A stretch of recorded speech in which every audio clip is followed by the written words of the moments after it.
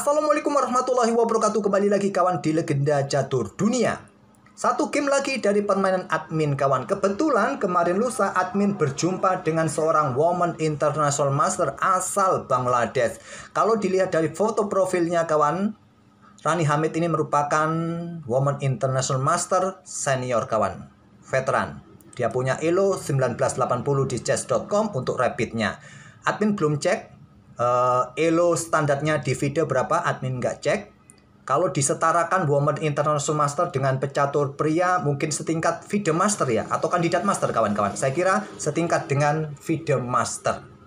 Bukan bermaksud untuk pamer ya, admin mengulas game admin sendiri melawan Master. Kebetulan saja beberapa game yang admin ulas dari gamenya admin ini mendapatkan respon yang baik dari kawan-kawan. Kawan-kawan juga suka. Ternyata game admin melawan Master-Master ini kawan. Ya berbagi pengalaman saja kawan ya, bukan untuk pamer. Admin juga bukan atlet, bukan pecatur profesional. Ya teorinya ala kadarnya. Cara kalkulasinya ya ala kadarnya seperti kalian. Kalau menang itu pun kebetulan, kalau kalah ya wajar lah ya. Oke kawan, admin pegang hitam. Dan dia bermain dengan pion E4, pion E5, ada kuda F3, kuda C6, dia bermain dengan Ruy Lopez. Dan di sini Morphy Defense admin mainkan. Dan seperti game sebelumnya kawan, di sini kita dapat variasi pertukaran. Gajah sikat kuda C6, ambil balik. Kemudian rokade. Nah, sama variasi yang saya ambil seperti game sebelumnya, Menteri E7 kawan. Jalur utamanya sudah saya sebutkan ya, dengan pion F6 di sini, pion D4, jual, dibeli. Nah, pion C5, kuda mundur, jual beli menteri, ambil balik, gajah keluar, pion F3, gajah D6, dan seterusnya. Oke, saya ambil variasi yang sama seperti saat saya melawan kandidat Master kemarin lusa kawan. Kemarin lusa.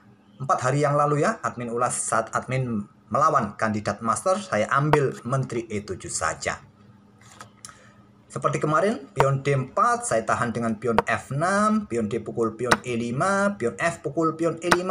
Nah, di game saat admin melawan seorang kandidat Master itu melanjutkan dengan gajah E6-nya. Tapi di sini dia bermain dengan gajah G5 kawan, serang menteri. Saya akan tunjukkan jalur kuatnya kawan. Apabila kalian menemui posisi diagram seperti ini, bagi putih itu apa sih langkah kuatnya? Menteri D3 kawan. Segera keluar, segera aktif. Nah, mungkin kita kembangkan kuda F6. Mungkin kalau kalian ingin rokade panjang segera, tapi nggak terlalu kuat kawan gajah D7 ini. Kembangkan saja kuda F6 dan putih akan melanjutkan kuda B ke D2. Tujuannya apa? Tujuannya untuk menyerang pion lemah ini kawan nanti. Lompat-lompat. Nah, baru sekarang kita coba keluarkan eliminasi salah satu kuda. Kalau sekarang kuda ini langsung lompat kawan, bentuk provokasi ya kalian caplok di sini. Caplok di sini sudah tidak ada tekanan. Nah, di posisi ini kalian jangan dengan langkah kuda, tapi menteri ke petak C3 tetap menekan pion ini, sikat, ambil balik. Di sini kalian punya kesempatan rokade panjang, menyerahkan pion ini sementara waktu seperti ini, jual beli, benteng E8 serang kuda, kuda F7 serang benteng, benteng G1, maksud saya benteng G8, dan mungkin ada pion didorong maju terlebih dahulu, ancam kuda, kuda G4 berbalik, ancam pion, gajah F4. Sedikit saya perpanjangnya, mungkin sebagai bahan pengetahuan kita bersama saja kalau kalian menemui permainan seperti ini. Ini jalur engine-nya, saya tunjukkan saja. Dan mungkin kalian usir kuda, kuda G5. Nah, di sini pion usir kuda lagi, mundur ke F6, sekarang usir gajah, gajah mundur ke petak G3. Dan di sini kalian tekan terus pion ini kawan. Memang terlihat hitam kalah satu pion. Itulah jalur terkuat untuk putih untuk mendapatkan satu pion sementara waktu. Dan kalau kalian berhasil mempertahankan pion ini, tentu akan merepotkan buat hitam. Oke, kembali lagi ke permainan aslinya. Tapi tidak dengan menteri D3 memilih gajah G5. Saya melangkah kuda F6. Dan berlanjut dia mengembangkan kuda C3-nya. Seperti kemarin saya kembangkan gajah D7. Walaupun bukan opsi yang kuat juga, saya hanya ingin blokade lajur D dan persiapan untuk rokade panjang. Menteri E2, rokade panjang, kemudian pion H3. Pion H3. Tidak kuat kawan, jangan bermain dengan pion H3. Mungkin keluarkan benteng-benteng, benteng F, E1, atau mungkin dengan benteng ini yang lebih kuat ya. Dengan benteng H yang dikeluarkan ke lajur D, sepertinya lebih kuat ketimbang benteng F bergerak ke E1. Oke kawan, maksud hati untuk kontrol peta G4 kawan. Tapi konstruksi semacam ini akan memberikan tempo bagi pion-pion untuk merusaknya. Tentu balasan saya dengan pion H6 untuk usir gajah. Kalau gajah sikat kuda kawan, ambil balik oleh pion G dan terbuka juga lajur G. Memilih mundur ke peta E3 kawan. Mundur ke peta E3. Terus saya dorong pion G5, kuda H2 untuk perkuat peta G4-nya. Dan di sini saya tidak perlu terburu-buru juga untuk dorong pion G4. Karena masih cukup kuat, ada kuda, ada menteri. Mungkin ide pengorbanan pion untuk membuka lajur G ini kawan tidak kuat. Reposisi menteri terlebih dahulu, langkah kuat, langkah terbaik kawan untuk berikan dukungan sebelum juga dorong pion maju, pion H5. Pion H5, pion G4. Bantu kontrol, jaga peta G5 dari ancaman gajah sebelum dorong pion H. Ada benteng H, D1. Kemudian baru pion H5. Tidak kuat kawan, tidak kuat. Ada opsi juga untuk stabilkan atau selesaikan pengembangan terlebih dahulu sebelum meluncurkan serangan dengan gajah D6. Ini langkah kuatnya. Tapi saya tidak mau buang waktu juga dengan pion H5 untuk segera dorong maju pion. Pion F3, langkah kesalahan kawan, langkah kesalahan. Langkah terbaiknya kuda kembali ke peta F3. Tapi dengan pion F3 untuk sokong peta G4-nya cukup natural. Dan saya gajah E7. Ini penting kawan, sangat penting untuk stabilisasi pertahanan kita. Juga untuk membantu menjaga ruang-ruang gelap ini. Koneksikan dua benteng juga bisa langsung digeser nanti saat dibutuhkan. Ini langkah kuat, tidak terburu-buru untuk dorong pion. Nah, pion H3 kawan. Disinilah saya meluncurkan serangan pion G4. Bongkar lajur G. Pion F pukul pion G4. Caplok. Ambil balik kawan. Malah terbuka kawan. Lajur H malah terbuka. Tapi sudah dalam posisi yang mulai kolaps ya. Saya tak perlu tunjukkan langkah terbaiknya. Sudah dalam posisi kolaps. Sudah sangat sulit buat putih di sini posisinya. Kalau tidak caplok ya repot juga. Caplok menggunakan kuda kah di sini? Ya saya ambil balik saja ya. Tidak mau ambil kawan. Ya kalian akan kalah. Tetap kalah. Oke, sudah dalam posisi buruk putih di sini. Langkah natural, ambil saja materi. Dan kira-kira di posisi ini, langkah kuatnya seperti apa kawan? Saya melewatkan langkah kuat di sini. Saya sudah mempertimbangkan langkah benteng ambil kuda ini sudah coba mengkalkulasi, cuma agak error waktu itu.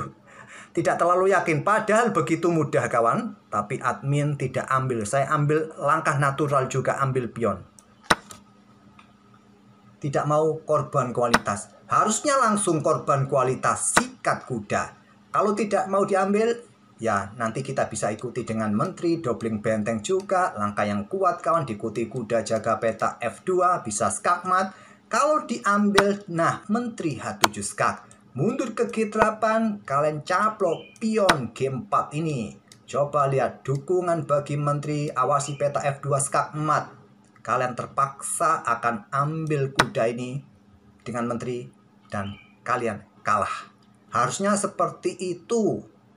Cuma admin lagi error mengkalkulasinya kawan. Tidak ambil kuda. Ambil pion langsung. Kuda ambil pion G4 dan dia langsung caplok juga kawan. Untung saja. Ini langkah terbaiknya. Benteng sikat gajah agar tidak ada dukungan bagi kuda. Siap caplok, tentu kalian sikat terlebih dahulu kuda ini dengan benteng. Nah, benteng pukul benteng D8, raja ambil kawan. Itulah langkah terbaiknya buat putih.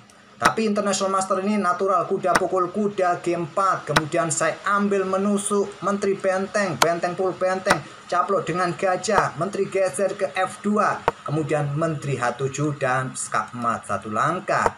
Menteri G3, menteri mojok skak, raja keluar, benteng ikut di lajur F skak. Kalau geser kawan, ya wassalam ya. Benteng wassalam di belakang, blokade dengan gajah. Sikat oleh benteng skak, ambil oleh menteri, saya ambil benteng F1 skak terlebih dahulu. Raja ambil, saya ambil menteri dengan pion. Saya unggul jumlah perwira. Tapi dia masih belum mau menyerah, melangkah pion E5. Gajah F5, tekan pion yang di sini juga awasi ruang bagi kuda. Raja maju F2, gajah ambil pion C2, raja maju ke F3, pertahankan dengan gajah G5, kejar gajah, mundur, kejar lagi, mundur serang pion. Geser, ambil pion, dan akhirnya dia menyerah di langkah ke-32. Ada satu langkah terlewatkan yang begitu mudah admin lewatkan. Nah tadi di langkah ke-18. Harusnya langsung meluncur benteng ini harusnya ya. Setelah tadi di sini ya, benteng ini harus sikat kuda peta H2 langsung. Itu langkah kemenangannya kawan. Nah di sini tadi saya ambil kuda, harusnya diantisipasi dengan cara seperti ini. Paling tidak kawan, hitam masih bisa mempertahankan posisinya sementara waktu. Tidak ada ancaman yang terlalu berat, walaupun posisinya juga sulit. Nanti disusul dengan langkah menteri ini juga bisa keluar kawan. Tapi tetap ya harus menjaga kuda dalam posisi terancam menteri. Dia juga harus tetap mengawal benteng. Hitam pun juga tidak ada kekuatan gajah terang juga. Oke, itulah kawan permainan admin kemarin lusa saat bertemu dengan Women International Master. Semoga bisa jadi pelajaran saat kalian bertemu dengan Ruy Lopez variasi pertukaran dengan variasi yang admin tunjukkan menteri E7 bisa jadi pilihan kalian kawan. Rokade panjang jadi pilihan dan kalian menyerang di sisi raja. Oke, terima kasih sudah mampir tiap hari. Jangan lupa tinggalkan jejak kalian, like, komen, dan subscribe bagi kawan-kawan yang baru mampir. Terima kasih. Wassalamualaikum warahmatullahi wabarakatuh.